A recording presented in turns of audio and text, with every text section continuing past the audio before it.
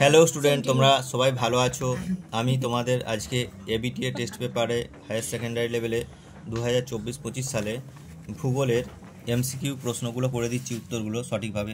AC নম্বর 27 page রয়েছে এবং 28 পেজে রয়েছে এবং সম্পূর্ণ নিখুঁতভাবে, কোনো ভুল নেই, দেখতে হবে।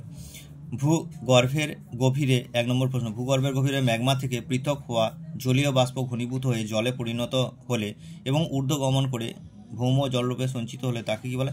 ম্যাগমা কথাটি যদি উল্লেখ থাকে তাহলে অবশ্যই সেখানে দিবে জুভেনাইল জল। মনে রাখবে, জুভেনাইল জল বা ম্যাগমাটিক ওয়াটার, উৎসন্দ জল, এগুলো হবে এর অপশান।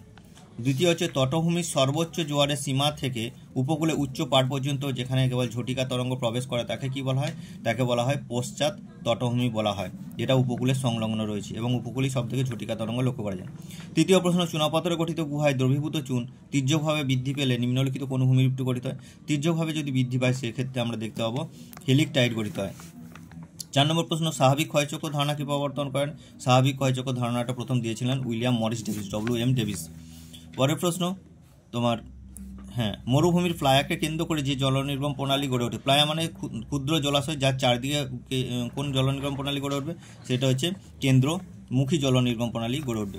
পরের প্রশ্ন, মলিসলের উদাহরণ। মনে রাখবে, মলিসলের উদাহরণ হবে চারনজে এবং চেস্টনাট মাটি।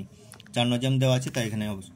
পরের প্রশ্ন রয়েছে সাথে, গ্রথন ত্রিভুজ হলো একটি সমবাহু ত্রিভুজ। আচ্ছা, নেক্সট প্রশ্ন 8-এর, জলবায়ু অঞ্চল নির্ধারণে নিম্নলিখিত কোন বিষয়টি সর্বাধিক গুরুত্ব দেওয়া হয়?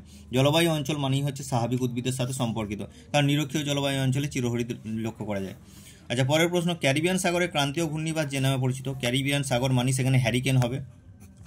মনে রাখবে, চীনে হবে টাইফুন, উইলি হচ্ছে অস্ট্রেলিয়ার, আর ফিলিপিন্স হচ্ছে বাগুই। পরের প্রশ্ন হচ্ছে 10 নম্বরে, পাথুরে ও শিলাময় অঞ্চলে জন্মানো উদ্ভিদকে কি বলা হয়? পাথুরে ও শিলাময় অঞ্চলে জন্মানো উদ্ভিদকে লিথোফাইট বলা হয়। 11 নম্বর প্রশ্ন, একটি ভৌগোলিক অঞ্চলে অন্যান্য সংলগ্ন অঞ্চলের ভিন্ন বাসস্থানে জীবগোষ্ঠীর মধ্যে যে বৈচিত্র্য দেখা যায় তাকে কি বলা হয়? তাকে বলা হয় বিটা বৈচিত্র্য। আলফা মানে ক্ষুদ্র, বিটা মানে হচ্ছে একটা ভৌগোলিক অঞ্চলের সঙ্গে আরেকটা অঞ্চল, আর গামা মানে বৃহৎ অঞ্চল। পরের প্রশ্ন 12, অভিকর্ষ বলের সাথে যুক্ত একটি দুর্যোগ কি? অভিকর্ষ বলের সাথে একটি দুর্যোগ হলো, আমরা দেখতে পাবো কি না, ভূমিধ্বস, পাহাড়ি অঞ্চলে লক্ষ্য করা যায়। আচ্ছা, পরের প্রশ্ন, ভারতের বাগিচা কৃষির সাথে যুক্ত একটি ফসল কি? বাগিচা কৃষির সাথে একটি যুক্ত ফসল হচ্ছে চা, কফি, রাবার, যেটা থাকবে সেটা অপশন দেবে, চা দেওয়া আছে। নেক্সট প্রশ্ন, ভারতের কফি গবেষণা কেন্দ্র কোথায় অবস্থিত? কফি গবেষণা কেন্দ্রটি মোটামুটি কর্ণাটক হচ্ছে কফি উৎপাদনে প্রথম, তাই কর্ণাটকের চিকমাগালুর বলে একটা জায়গা রয়েছে, সেই স্থানটি হচ্ছে কফি গবেষণা কেন্দ্র রয়েছে। পরে 15 প্রশ্ন, ভারতের প্রথম কার্পাস বস্ত্রবয়ন শিল্পকেন্দ্রটি স্থাপিত হয়েছিল কোথায়? না ঘুষুড়িতে। নেক্সট প্রশ্ন, সেবা ক্ষেত্রে কাজকর্ম নিযুক্ত কর্মী। সেবা মানে পরিষেবা, পরিষেবা মানে হচ্ছে এখানে তৃতীয় স্তর আমরা বুঝতে পারছি, সেখানে আমরা দেখতে পাবো যে পিঙ্ক কলার ওয়ার্কার হবে এখানে তৃতীয় পর্যায়ে। আচ্ছা, পরের প্রশ্ন, গ্যাস, জল, খনিজ তেল পরিবহনে উল্লেখযোগ্য পথ কি? জল পরিবহন করতে গেলে নলপথই একমাত্র কার্যকর উপায়, নল, গ্যাস, জল এবং খনিজ তেল পরিবহন। নেক্সট প্রশ্ন, পানামা খাল সংযুক্ত করেছে কোন সাগরকে? পানামা খাল যুক্ত করেছে প্রশান্ত মহাসাগরের সঙ্গে আটলান্টিক মহাসাগরকে। এখানে অপশান রয়েছে প্রশান্ত মহাসাগরের সঙ্গে আটলান্টিক মহাসাগর, সি এর অপশানটা হবে।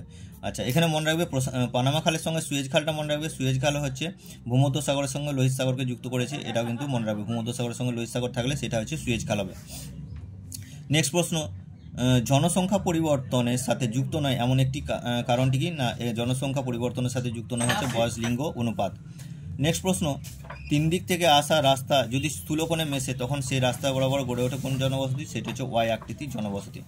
নেক্সট প্রশ্ন, অর্থনৈতিক উন্নয়নের জনক কাকে বলা হয়? অর্থনৈতিক উন্নয়নের জনক হচ্ছে আর্থার লিউসকে বলা হয়। যাই হোক, আমি তোমাদের এমসিকিউ প্রশ্নগুলো করে দিলাম, পরের দিন এসিকিউগুলো করে দেবো। যদি আমার চ্যানেলটি ভালো লাগে থাকে তাহলে একটা লাইক, কমেন্ট এবং শেয়ার করবে এবং আমার চ্যানেলটাকে সাবস্ক্রাইব করে রাখবে পরের সঠিকভাবে প্রশ্নগুলো পাওয়ার জন্য। Thank you.